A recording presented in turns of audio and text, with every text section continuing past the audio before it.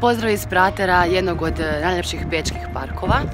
On je u 19. stoljeću bio poznato lovište, a danas je rekreacijski centar, mjesto za piknike, zabavu, druženje s obitelji i zabavni park.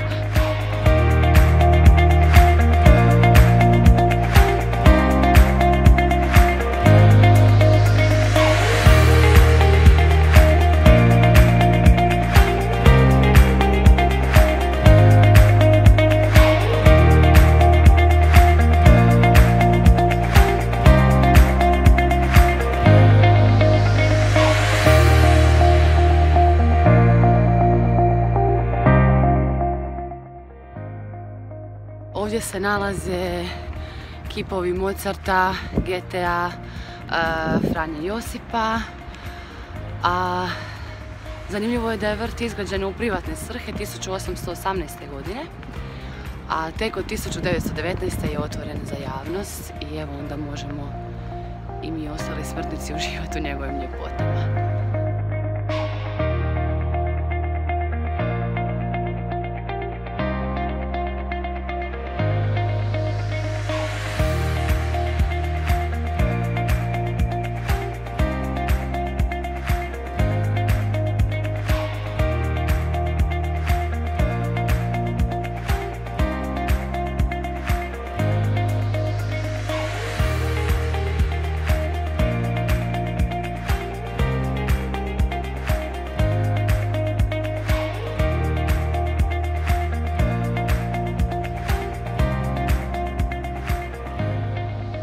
Iza mene je dvorac Belveder, koji je izgrađen u 18. stoljeću u vrijeme austrijskog princa Eugena Savojskog.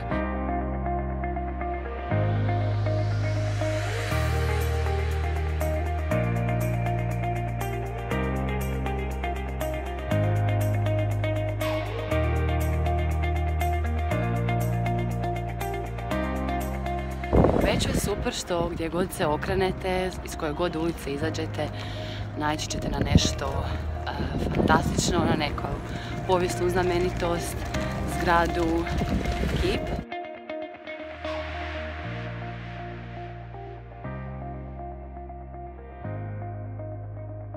Sad imam 65 godina. Na 42 godine igram marionetu. Zovu me Mrav zato što mi je prva marioneta bila Mravić.